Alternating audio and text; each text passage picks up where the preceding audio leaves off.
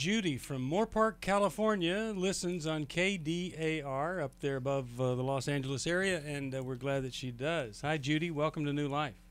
Hello. Hi. Hello. I'm really going through a difficult time now.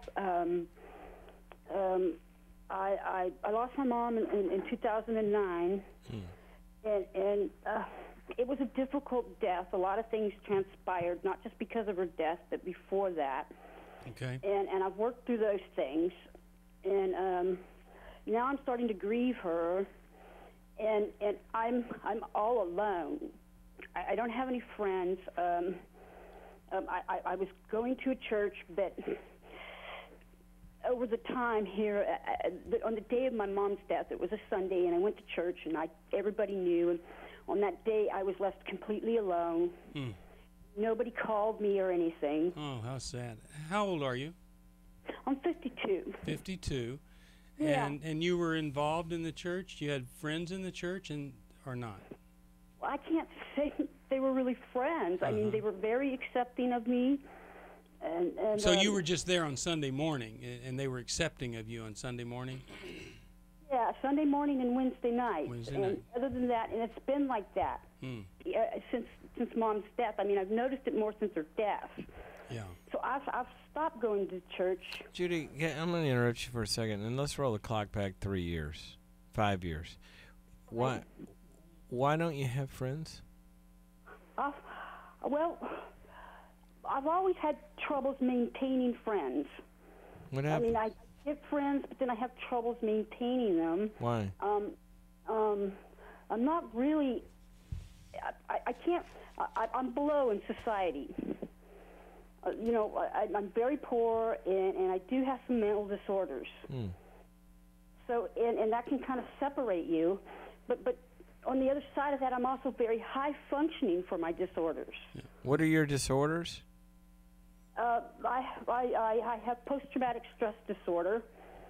I was sexually abused as a child, and physically and mentally and psychologically. I also suffer from depression, and I have an anxiety disorder of OCD. Okay. Well, you know what? I know so many people that have PTSD and depression and anxiety disorders and OCD, and have really deep circles of friends. I would like to have that. I want Right. it. And I understand, and that's what we're talking about. What we're trying to find out is why that doesn't happen. And the reason you gave is because you have disorders, and that's really probably not why it doesn't happen. So why isn't it happening?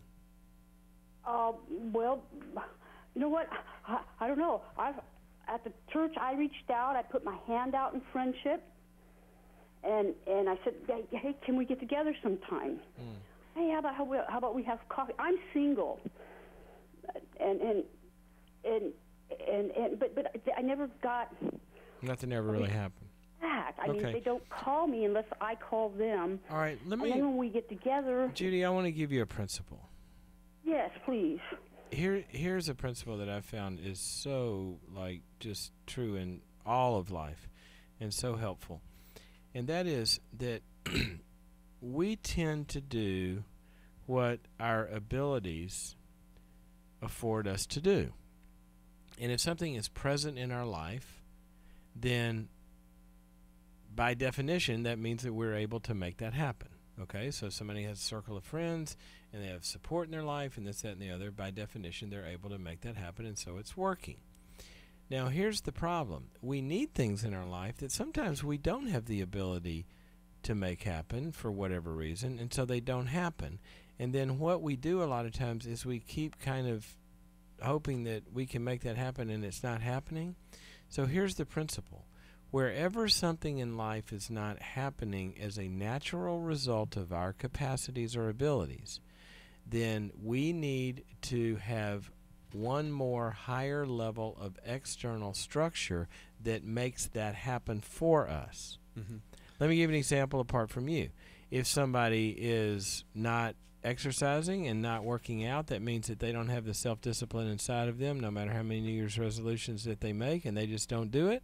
Then what do? They need to find a trainer. They need to find a buddy system, a class, something outside of themselves, and then they just go join that.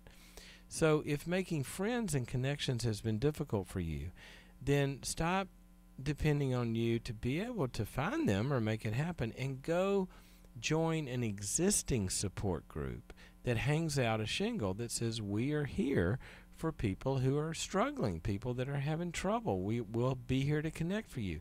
Then they're making it happen. See, and and all that- you have to do is show up. And that doesn't happen on a Sunday morning or a Right. Wednesday evening at church. Now let's help her understand where she could find those places. Well, a number of places. Celebrate From Recovery. Celebrate Recovery would be one. A lot of churches have those kinds Yep. of ministries going on. There's pastoral counseling, there's support groups, and then up from there, that's kind of like the lay version of that. And if you need more, then you join a professional therapy group, or you Yeah. join, you go to a clinic and go see a therapist, or you do all of the above. But what I want to kind of illustrate here is that principle that where something's not working, it's not working for a reason, that we don't have the ability to make it work. That's fine. Just go join something that somebody has the ability to provide it for you. I was talking to you about this book I'm working on, Walking into Walls. People continue to try to do it on their own, whatever it is, like overcome depression. They can't do it on their own, and they continue to try harder rather than reach out because they think it's some admission of weakness or inadequacy. Which it is. And they don't that's- want but that's anybody to okay. know. They don't want anybody to know that they might have a weakness or an inadequacy, and as a result, their whole life becomes weak and inadequate versus just this one thing. And, if you call an adult ministries leader, if the church is big enough to have one, he may know another person going through exactly what you're going through, and he may put the two, or she might put the two of you together. But if you never make the call, if you never express the need, things aren't going to get better. And one of the things we do when we have difficulty connecting with people is we tend to project our insecurities Yeah. or how we think onto them, Yeah. and then live as though we're watching a movie reflected back to us. Yeah. They really don't like me because they didn't like me over. And so then we draw conclusions that are nonverbal. Yeah. And they're not based in reality. No. So one of the things we need to do is learn to live in a real world of verbal exchanges where we acknowledge and find out what's true and what's not true. And we then need to stretch ourselves into relationships where we get into small groups. And then we find safe people who have similar interests. And we begin to develop that and build from there. You can do that. You can do it. It just takes that willingness to get in the car and go meet with somebody face to face rather than stay at home, be isolated, watch television, be on the internet. We need people, and you can find them.